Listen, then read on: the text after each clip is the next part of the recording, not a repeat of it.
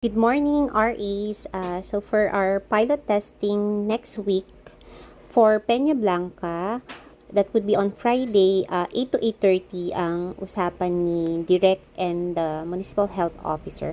And then we just need to make sure that when we go there, everything is ready already. For our focus group discussion, we will have 6 IP. And then for our one-on-one interview, that would be 10 IP, and we will also have one BHW, and dun sa paper mapapansin nyo one tribal their tribal leader. So this would be an addition. Dapat makausap ni Gestoni if kasama si tribal leader. And then another thing is mamimake sure ba or mamake sure ba ng BHW ng Peña Blanca na meron tayo nitong mga respondents na to on Friday. Ang isa pang itatanong ni Gestoni today is what is their dialect. Kasi yung questionnaire natin is in Itawes, and we're having a problem kung Itawes sila. Wala pa tayong enumerator dito kasi hindi natin kasama yung NCIP. So we need to ask the nurse or the barangay health worker today if they do understand Ilocano naman. Then wala tayong problem kasi marami sa group natin ang nakakapagsalita ng Ilocano. So, what are the things we do? So, if we imagine yung pagpunta natin mismo doon, saan tayo mag-i-stay?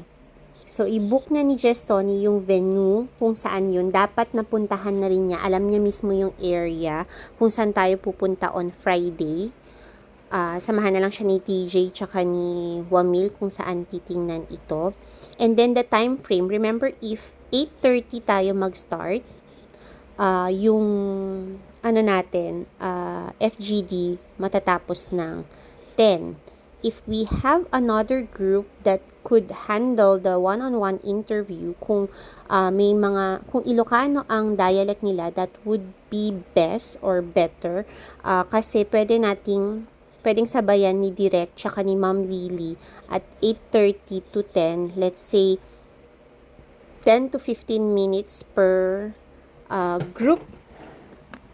10 to 15 minutes ang isang tao. So, we have 12 times 15 minutes divided by, so 3 hours yun. 8:30, 9:30, 10:30. Matatapos sila to ng 10:30. So, for the meal or snack, that would be for the, actually magpapasobra tayo nito. 6 for the sa FGD, 12 for the one-on-one. We also feed yung mga iba na nandun sa barangay. So, you need to know kung, let's say, meron silang 6 sila doon, o 7 o 8 sila doon. So, you need to have plus. Make sure meron tayong water, and yung meal or snack na to is hindi siya spoiled. Technology or materials needed, this one, ang pinaka-important sa atin are cell phones for recording, especially for the videographer or recorder. And I don't assign only one for this, kasi if ever na mag-crash o masira, mawala yung cellphone ng isa dito sa mga to, dapat meron tayong backup. So this one should be, thank you ma, at least 2. And then materials needed, dahil IP tayo, we don't be bringing laptops and DLP for this. Ang kakailanganin natin is the Manila paper. And tong Manila paper na to, tulad ng napag-aralan natin kay Sir J last time, dapat naka-teams na tayo. Hindi tayo inductive, deductive tayo. Alam na natin kung ano yung mga teams na nandoon, kung ano siguro yung mga lalabas. So, dapat mabilis si process documentor. Nagmi-minutes si process documentor, and nasusulat na niya doon yung summary mismo, doon sa may Manila paper. And then, for the team, si gatekeeper natin is the barangay health worker, because she will be the one linking tayo, siya yung kukuha ng mga respondents natin. And then, yung facilitator natin, ito yung big question natin. And it depends on the dialect. Kung Ilocano sila, Mart can do it.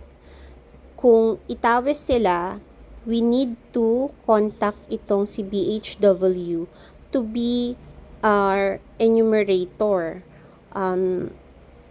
Dito sa ano na to. Ibig sabihin, we need to practice or let her know kung ano yung mga kailangan gawin ng facilitator. Kailangan natin actually siya para ma-prep kung anong gagawin niya as enumerator kasi as facilitator kasi mahirap 'yon. And then the lookout, siya yung bahala sa snacks and dun sa materials. So here so ang gagawin ni is to book yung area, secluded area. Dapat pagkapunta natin doon, we don't go there ng 8:30.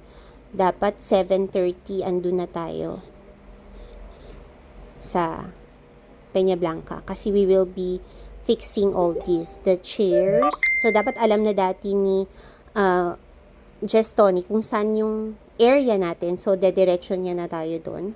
The chairs for the FGD, we need to arrange it already. So, dapat makita ni Tony, meron ba tayong mga chairs there? So, hingi na ba natin dati dun sa mga health workers kung saan nila lalagay so that we can arrange already yung secluded area na yun. So, one room. And then, dapat may chairs na sila. 6 yun. And then, the snacks are already on the chairs. And then, at the door, dun sa natin, is, dapat may table for registration.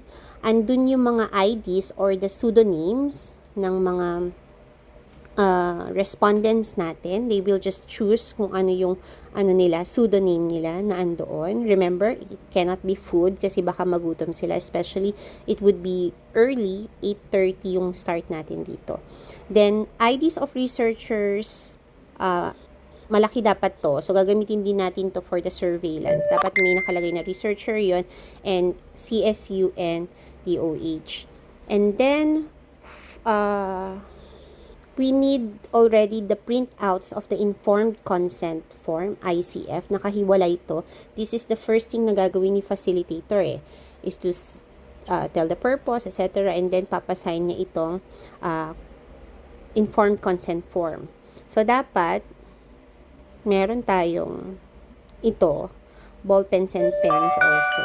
And siguro dun sa mismong registration area, andun na yung mga alcohol, mask, face shields. And then also naka-print out na tayo nung summary form na pipirmahan nila at the end of the focus group discussion. For the one-on-one interview, kailangan meron din silang they will be there ng 8:30 din. Dapat may venue din sila outside the FGD area. Dapat naka-arrange din yung chair nila. Make sure na it's away from each other. And then, dapat may naka-assign din tayong mga interviewers. Walang problem kung marunong sila ng Ilocano or Ilocano ang dialect nila. Kasi, meron si Direct, meron si Ma'am Lily that can speak Ilocano, so mas magiging mabilis tong one-on-one interview natin. And then, dito sa snacks natin, yun nga, ibibigay din yung snacks sa kanila. Dito, make sure na printed na yung questionnaire and the questionnaire is on the dialect na nila. Alam nila kung Itawes siya or iba na. We don't give the questionnaire here. It's a one-on-one interview. Then, ang respondents natin dito, 10 IP, 1 barangay health worker, and 1 tribal leader. So, ito yung madugo kasing gagawin ng facilitator, di ba? So, it will be hard kung ang facilitator natin is not an RA. Kasi RAs are trained na for this job. Pero ang gusto ni Direct is RAs talagang gagawin to kasi you will be the ones doing it sa field. Pero it would be hard kung hindi kayo pareho ng dialect, may taga-translate. So, Since dito sa pilot lang naman tayo walang enumerator na babayaran or sa ano kasi bayad natin yung enumerator. So we need to train them also how to do the focus group discussion.